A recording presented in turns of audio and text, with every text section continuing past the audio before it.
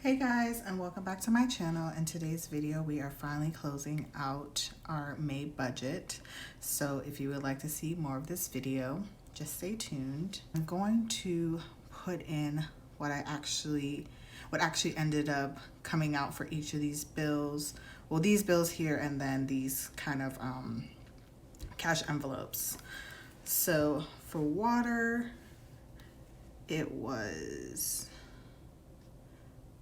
$38.48.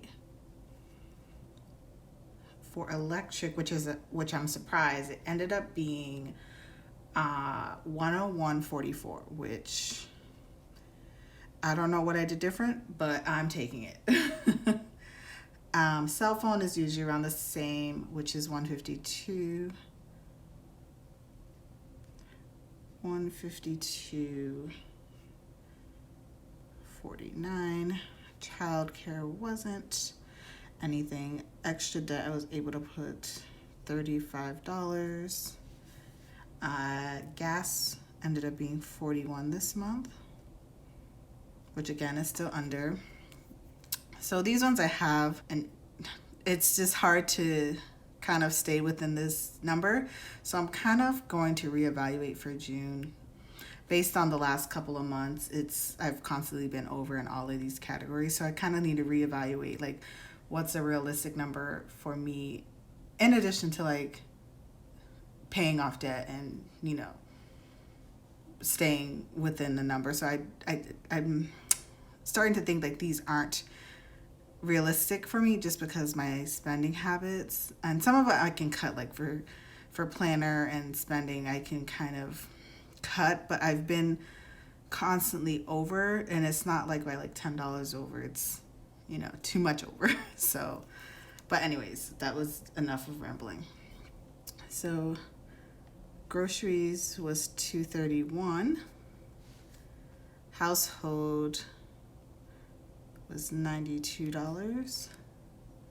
Spending was $138.50. And then these numbers here are rounded, so I'm not doing like $231.14. The extra money, like the cents, ends up going back. I like roll coins, and it ends up going back to paying off my debt. So that's where the $35 came from. It's from the last 6 months of like this extra kind of keep the change issue going on.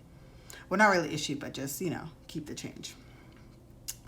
So I am embarrassed to write this number, but a part of me being accountable is knowing when I have gone over. So for planner, I ended up spending $506.50. And I know that is like triple the amount that I had guesstimated, but that is something that, you know, I need to work on. Everyone has their little vices of what they spend money on. Some people it's makeup, some money it's eating out, for some people it's cars, for some people it's, you know, frivolous traveling. So for me right now it's planner related stuff, but in the end it makes me happy because, you know, I get to put like a cute little budget together on top of you know, just kind of having fun in the planner, something that's just bringing me enjoyment. But, you know, I understand I have to kind of wrangle it in a little bit or a lot of it.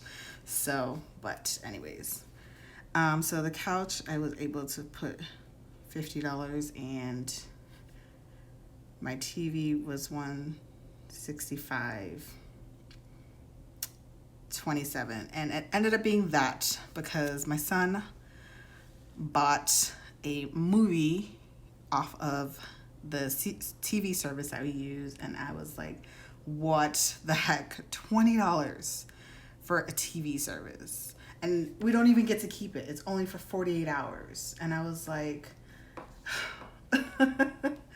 but it's whatever. So I learned how to put parental controls on, especially for buying, so we won't be having that again. So now I'm just gonna write the difference, and pen real quick.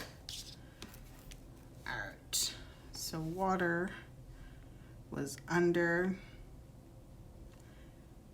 electric was under by $28.56. Cell phone was under by $1.51. Nothing for childcare. Extra debt was over by 35, but again, that's fine because I'm paying off debt. Gas was under by $9. Groceries was over by $31. Household was over by $12. Spending was over by $38.50. Planner was over by $406.50. The couch was even, and my TV ended up being over by $25.27. So when I'm going to calculate these numbers real quick, so I ended up budgeting $1,044, and my actual ended up being, so my number actually ended up spending $15.51.68, which ended up being an excess amount of $507.68.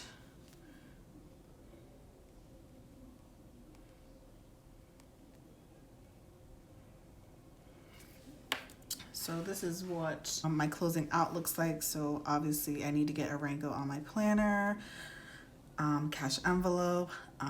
For June, I'm going to up it to probably $250. My household is probably going to be up to $100, and my spending is probably going to be upped by probably $125, and planner is going to be up to $125, just to hopefully kind of make it a realistic budget, so I'm constantly not going over, you know, like I said earlier in the video.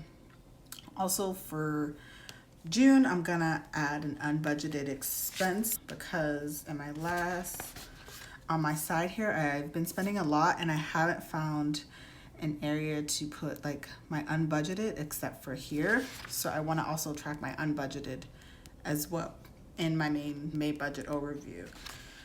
So these are, I do my expense tracking off camera just because sometimes I get confused and I don't want to make it a longer than it has to be video.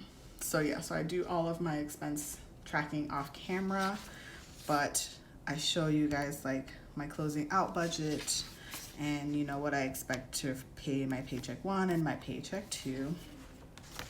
But maybe in the future I can show my expense tracking if you guys would like to see that. But when I did it in previous videos, it was just very long and I got confused. So anyways, so this is what my closing out looks like for May. So I will catch you guys in June. Okay, bye.